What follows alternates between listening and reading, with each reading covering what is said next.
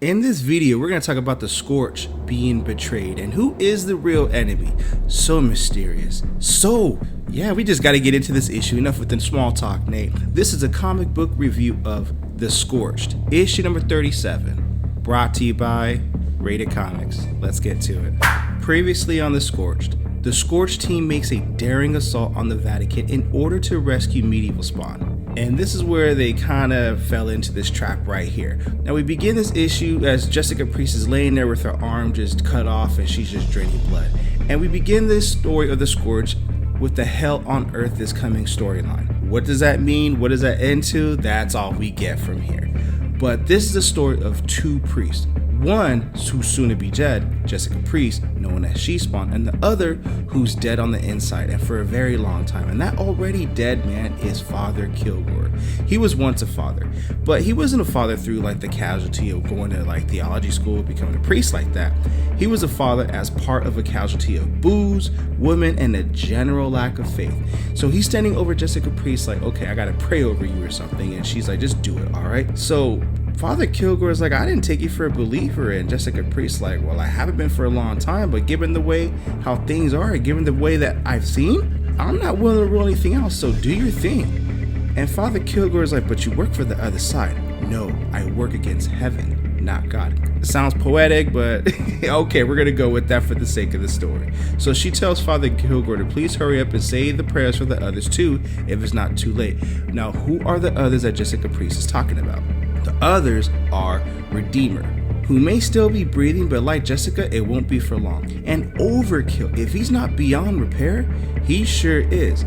So we're looking at all this travesty right here, all because Father Kilgore found medieval Spawn in the last issue, but who's the real enemy? They fell right into this trap, but how did we get there?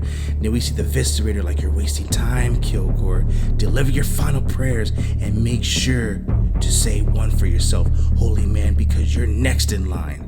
Well, now we know who did it, but we knew that from the last issue because she was following them around. She wanted them to lead her to medieval Spawn, which they did because medieval Spawn is her enemy. So that's what Father Kilgore exactly did. He prayed, also remembering who he used to be, the things he used to believe in. He tried his best to believe those things once more, delivering the last rites for his teammates, but also a prayer for deliverance, a prayer for redemption, asking for the impossible, given all that he knew about heaven's true purpose. But he asked anyway, because that's what you do when you pray to God. You ask for a miracle, you ask for a blessing, and he's sweating profusely, showing his faith.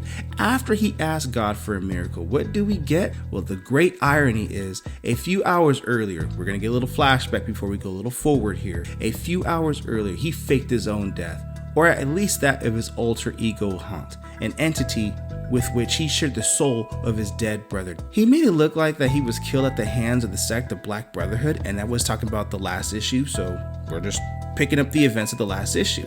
And while his teammates were lured them away from the Black Brotherhood, he infiltrated their base to free another teammate, Medieval Spawn, and that's where we pick off with the end of last issue going into now. But unfortunately, he walked into a trap, said Cardinal Vignola. I probably didn't even say that name because that's Italian, but he's the leader of the Black Brotherhood. He'd been alive for a very long time. Wealth and power, that's what the Black Brotherhood is all about. And the Black Brotherhood is part of the church, but they don't serve heaven or hell. They just serve themselves, and they align themselves with who or whatever would help them achieve their goals. And when Daniel summons his brother Kurt, like, let's fight these fools now, he left off a lot of Hunt ectoplasm in the last issue, so he doesn't have enough to fight him. And Cardinal's like, you can't. Your Hunt form is too damaged from the ruse to get here. You can't even control your own brother. That's right, I know all about you, Hunt, all about your team as well. Director Wynn was more than happy to give me that information. It ensured your teammates would be walking right into this trap. Your team's arrogance underestimated the Black Brotherhood's magic, so they all wonder what's happening because they're all of a sudden Overkill, Redeemer, and Jessica Priest just appear. So they want to know what the heck is happening right now. And Daniel knows what's up. The Brotherhood teleported you here because Wynn set us up. No, says Viscerator, not just Wynn lurking in the shadows. I've been in the shadows too, making sure to pull all the right strings that you humans always fall for. You're emotionally driven creatures whose biggest flaw is thinking you're beings of intellect. So I do appreciate you leading me here to medieval spawn. So Vignola's like, okay, they serve their purpose, Viscerator. I'll leave you to them. If you need me, I'll be in the operating room with Mark Rosen's brain. All right. So it didn't start off as a massacre because they throw hands, but because all their powers were mostly diminished, it quickly became evident that they were defenseless and overmatched and severely outnumbered as Overkill gets mollywopped and just decked and jumped. They were hoping that one of them could find an advantage, but that was completely foolish, and Redeemer just gets slammed to the ground so hard that his spine cracks. And Viscerator goes to She-Spawn like that snapping sound. You heard that? It was your colleague's spine breaking. Just rub your salt to the wound.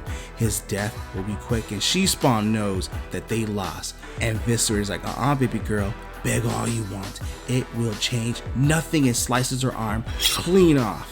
Now we're gonna get that visual right here of our girl, because all I want to say is take a quick moment to say this video is sponsored by coffee. So if you'd like to buy a boy a cup of coffee, link in description, or donate to the super thanks. And also don't forget to check out RatedComics.com for some really cool limited print Rated Comics exclusives to add to your comic book collection. Support the art, support the industry. With all that being said, let's get right back into the content. So She-Spawn knows that she's lost, and she tells Viscerator to stop. You win, we yield. We're all yours. At that moment, Daniel didn't know Jessica knew something that they didn't, but he was just like, why yielding? We never give up like that. And Viscerator's like, there is no yield. I take no prisoners. Either I die or you do. That's how this ends. Then you've won, says She-Spawn, because I'll soon be dead. And Viscerator claps back like, yeah, soon all of you will be. Well then, let me get my last right, says She-Spawn. Viscerator's like, I don't give a damn about your religious beliefs. Ain't no rights around here. But the other members of the Black Hood's like, no, but we do. We're still part of the church, and we're built on ceremony and ritual. We must honor her request. So Kilgore is summoned, and Viscerator's like, okay, fine, let the man do his prayers. Let the priest do his priesting, because after that, they all belong to me. And Daniel Kilgore tried to be as convincing as he possibly could, but he knew deep down that it was all an act, that his prayers were just filled with hollow words, and he stopped believing in that power long ago, even before he's been transformed. But it's for the sake of his team, and so he has to do something, and Viscerator's like, are you done, priest? Because the other priest, Jessica Priest, looks pretty close to her end. Knowing deep down that some things were impossible, that there was no such thing, guess what? As he's praying, a miracle happens. Jessica got her arm reattached. Redeemer healed his wings. And Daniel Kilgore is like, how is this even possible? Well, the editorial notes say see Spawn 360 and 361 for details. As of now of the recording of this video, we did cover Spawn issue 360, so we get a glimpse of that. But until Spawn 361 comes out, we don't know how the whole complete story of how this transpired. But Daniel Kilgore still doesn't know how it happened. None of us do, not even us, watching this video as of the time of this recording. But it didn't matter. But what happened is that they were all made whole again, and they were all themselves. Redeemer's like, we're back, our powers are back. And She-Spawn's like, oh yeah, we're alive, which means very soon our enemies will not be. So even though initially the Scorched was betrayed, who is the real enemy here? Because even though Jason Wynn led them into that trap, what the heck is happening with all their powers coming back? And how does this tie in with the hell on earth that is allegedly coming? Or not allegedly, it is going to come. And you're not going to put it on the cover of a comic book if you're not going to deliver on that. But that is the end of the Scorched issue number 37. What you guys think of the comic book? Comment below, let me know. And also link in description if you wish to add this comic book and or any of our other limited print Rated Comics exclusives to add to your comic book collection. Support the art, support the industry. With all that being said, thank you again for watching. Until the next upload.